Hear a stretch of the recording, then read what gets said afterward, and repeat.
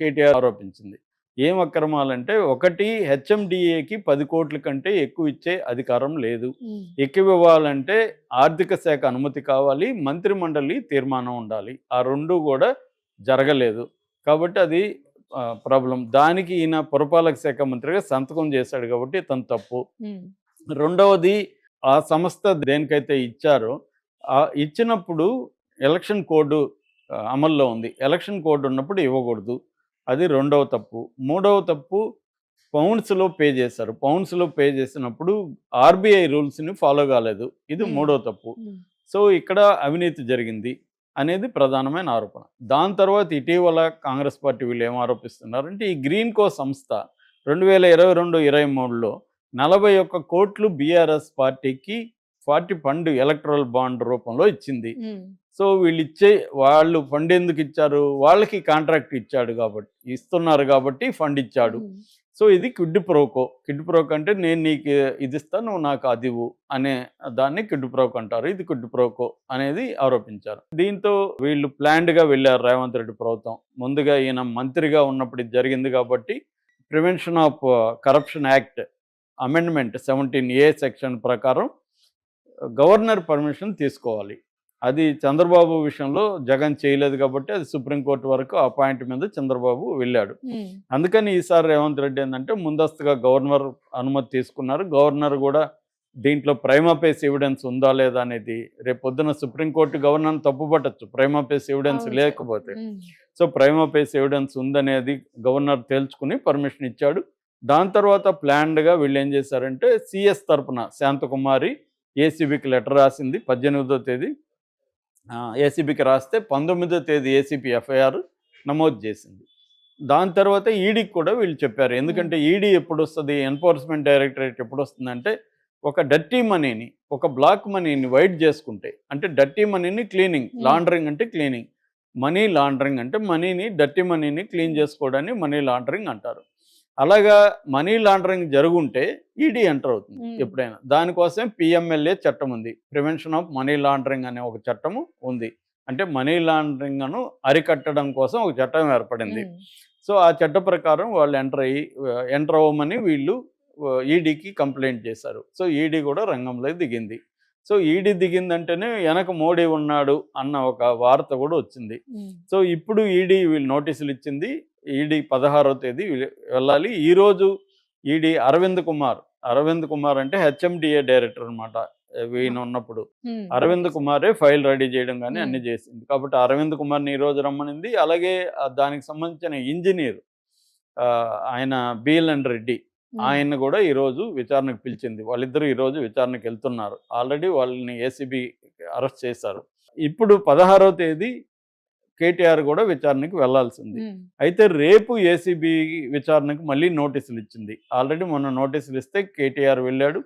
వెళ్తే వాళ్ళు లాయర్ లేకుండా మేము అలో చేయమంటే, లాయర్ లేకుండా ఉంటే నేను రానని మళ్ళీ వెళ్ళిపోయాడు. ఈ లోపల ఆయన ఇంట్లో సోదాలు జరిగాయి. మళ్ళీ నోటీసులు ఇచ్చారు. రేపు 9వ తేదీ రమ్మని నోటీసులు ఇచ్చారు. ఇది యువతల వైపు నుంచి. కేటీఆర్ వైపు నుంచి ఏం జరుగుతుందంటే, కేటీఆర్ దీని మీద క్వాష్ పిటిషన్, హైకోర్టులో ఈ కేసును కొట్టేయండి అని ఒక క్వాష్ పిటిషన్ వేశాడు. హైకోర్టు దీన్ని క్షుణ్ణంగా పరిశీలించి 35 పేజీల ఆర్డర్ ఇచ్చింది. ఈ 35 పేజీలలో 45 అంశాలని హైకోర్టు పేర్కొనింది. అందులో మనం అన్నీ చెప్పలేం కాబట్టి ప్రధానమైనది ఏంటంటే, డిసెంబర్ 18న ఫిర్యాదు ఇచ్చారు, 19న ఏసీబీ కోర్టు నమోదు చేసింది. సో మీరేమో 20వ తేదీ క్వాష్ చేయమంటున్నారు. అంటే ఒక కంప్లైంట్ ఎఫ్ఐఆర్ మీ మీద నమోదైన మరుసటి రోజే మీరు వచ్చి కేసు కొట్టేయండి అంటే ఎట్లా సాధ్యం? అది వాళ్ళకి దీంట్లో ఏమీ లేవు, నా మీద ఏం ప్రూవ్ కాలేదు, నేను ఏమి తప్పు చేయలేదని మీరు అంటున్నారు. కానీ మీరు తప్పు చేశారు, ప్రొసీజర్ ల్యాప్స్ జరిగింది, ఇవన్నీ ఎఫ్ఐఆర్లో ఆరోపణలు ఉన్నాయి. సో వాళ్ళు ఏమడుగుతున్నారు? టైం అడుగుతున్నారు. నిన్న ఎఫ్ఐఆర్ చేస్తే ఈయన ఈరోజు కేసు కొట్టామంటే మేము ఎట్లా దర్యాప్తు చేయాలి కదా. మాకు కంప్లైంట్ వచ్చింది మొన్న, 18 కంప్లైంట్ వచ్చింది, 19 మేము కేసు పెట్టాము, 20వ తేదీ ఈయన వచ్చి కేసు కొట్టామంటే ఎలాగా అనేది పబ్లిక్ ప్రాసిక్యూటర్ కోర్టులో వాదించారు. కోర్టు ఆ వాదంతో ఏకీభవించింది.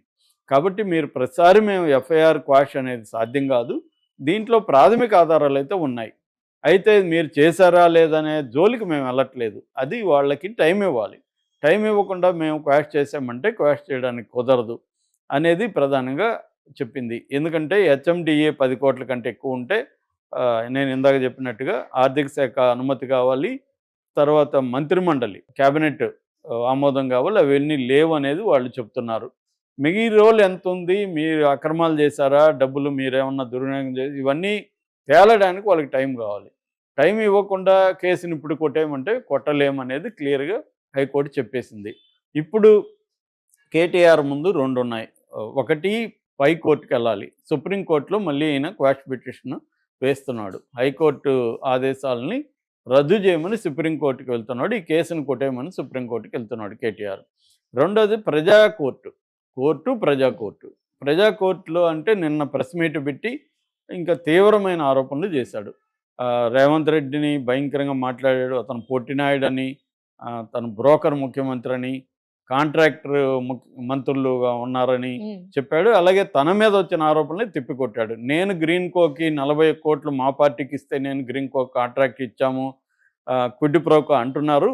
మరి మేఘా కృష్ణారెడ్డి, మేఘా ఇంజనీరింగ్ వర్క్ ఎవరైతే ఉన్నారో వాళ్ళకి ఇదే రేవంత్ రెడ్డి గతంలో ఆరోపణలు చేశారు. వాళ్ళేమో కాంగ్రెస్ పార్టీకి 100 కోట్లు ఫండ్ ఇచ్చారు. పండించిన దానికోసమే మేఘాకి 4600 కోట్లు కొడంగల్ లిఫ్ట్ ఇరిగేషన్ కాంట్రాక్ట్ ఇచ్చారు. అట్లాగే మల్లన్న సాగర్ కూడా 4 కోట్ల కాంట్రాక్ట్ ఇవ్వబోతున్నట్టుగా నాకు ఇన్ఫర్మేషన్ ఉంది. మరి అది క్విడ్ ప్రోకో కాదా? ఇది క్విడ్ ప్రోకో అయితే అట్లాగే ఇదే సంస్థ గ్రీన్ కో సంస్థ మాకే కాదు కాంగ్రెస్కి కూడా 21 కోట్లు ఇచ్చింది, బీజేపీకి కూడా ఇచ్చింది. అట్లాగే కాంగ్రెస్ పార్టీకి దేశవ్యాప్తంగా 340 కంపెనీలు దాదాపు 1350 కోట్లు ఇచ్చారు. మరి అవన్నీ కూడా క్విడ్ ప్రోకేనా అన్న ప్రశ్నలు ఆయన లేవనెత్తాడు. అవన్నీ రాజకీయంగా మంచి ప్రశ్నలే. అట్లాగే ఆయన ఇంకొకటి ఏం చెప్తున్నాడు, ఈ దుర్మార్గులు నా మీద పెట్టిన కేసుల్ని నేను లీగల్గానే ఫైట్ చేస్తాను, లీగల్గా వెళ్ళే హక్కు నాకు ఉంది. జస్ట్ క్వాష్ పిటిషన్ హైకోర్టు కొట్టేస్తే నాకేదో ఉరిశిక్ష పడినట్టుగా వీళ్ళు పండగలు చేసుకుంటున్నారు, మాట్లాడుతున్నారు. ఒక కాంట్రాక్టర్ మంత్రి అయితే నేను తప్పు చేసేసినట్టు ఆయనే తీర్పిచ్చి ఆయనే శిక్ష కూడా వేసేస్తున్నాడు. నాకు తీర్పులు కానీ ఇవన్నీ జరిగేది మీ దగ్గర కాదు, మంత్రిమండలిలో కాదు, కోర్టులో జరగాలి. నేను కోర్టులో లీగల్గా చూసుకుంటున్నాను. తప్పు చేయని వాడికి, నిజాయితీ పరుడికి ధైర్యం ఉంటుంది. ఆ ధైర్యం నాకు ఉంది. నేను పౌరుషం గల తెలంగాణ బిడ్డని, నేను పోరాడతాను అనేది చెప్పాడు. మంచిదే. ఇప్పుడు ఆయన చెప్పిన దాంట్లో ఏమీ వ్యతిరేకించాల్సిన అంశాలు ఏమీ లేవు. అట్లాగే మీడియాకు కూడా ఆయన అప్పీల్ చేశారు. ఎవరు చెప్పగానే నేను దోషులాగా మీరు తీర్పిచ్చేస్తున్నారు, అది ఇవ్వకండి, కోర్టు ఇవ్వాలని. కరెక్టే, ఇవన్నీ కరెక్టే. ఇప్పుడు అదేదో అంటారు, ఓడిపోయినప్పుడు డెమోక్రసీ గుర్తు వస్తుంది, గెలిచినప్పుడేమో అధికారం గుర్తు వస్తుందని. గత 10 ఏళ్ళుగా వీళ్ళే ఎంత డెమోక్రసీ ఫాలో అయ్యారు. బీఆర్ఎస్ అతి దారుణంగా ప్రజాప్రతినిధుల మీద, ప్రతిపక్షాల మీద, పౌర సమాజం నాయకుల మీద, అందరి మీద కేసులు పెట్టాడు. హరగోపాల్ లాంటి వాళ్ళ మీద, సంధ్య లాంటి వాళ్ళ మీద వీళ్ళు ఉపా లాంటి చట్టం పెట్టలేదా?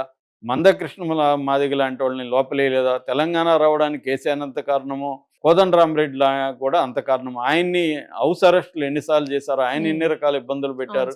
చివరికి ధర్నా చేసుకునే స్వాతంత్రం వీళ్ళు చెప్తున్న వలస పాలకులు అయిన ఆంధ్ర పాలకుల్లో కూడా బ్యాన్ చేయలేదు. వీళ్ళు వచ్చి బ్యాన్ చేస్తే చివరికి హైకోర్టు ఇన్వాల్వ్ అవ్వడం వల్ల ధర్నా చౌక్ నిలబడింది. అలాగే అనేక రకమైన అప్రజాస్వామిక చర్యలకి బీఆర్ఎస్ ప్రభుత్వం పాల్పడలేదా?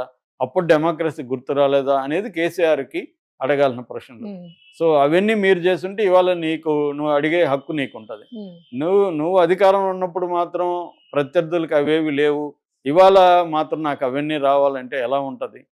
సో అధికారంలో ఉన్నప్పుడే ఎవరిదైనా కూడా అసలు స్వరూపం తెలిసేది. ప్రతిపక్షంలో ఉన్నప్పుడు డెమోక్రసీ అందరికీ గుర్తొస్తుంది. అందరూ నేను నేను తప్పు చేయలేదు, నాకు న్యాయం చేయాలండి, నేను కోర్టులో పోరాడుతాను. అప్పుడు కూడా అలాగే ఉంటుంది కదా. రేవంత్ రెడ్డిని బిడ్డ పెళ్ళికి కూడా రానియకుండా మీరు ట్రై చేశారు కదా. చివరికి కోర్టు అనుమతితో గంట పాటు ఆయన వచ్చారు, అప్పుడు వేధించలేదా? సో ఇదే జరుగుతుంది. ఎవరు ఫ్రాయిడ్ అన్నట్టుగా చరిత్ర నుంచి ఎవరు నేర్చుకోరు. మళ్ళీ వీళ్ళు అధికారంలోకి వస్తే మళ్ళీ రేవంత్ రెడ్డి పార్టీని వీళ్ళు అలాగే చేస్తారు. రేవంత్ రెడ్డి కూడా తనకు ఇలా జరిగింది కదా, మనం ఇలా కక్ష తీర్చుకోవచ్చా అనేది ఆయనకి ఉండదు, ఆయన తీర్చుకోవడానికి ట్రై చేస్తారు.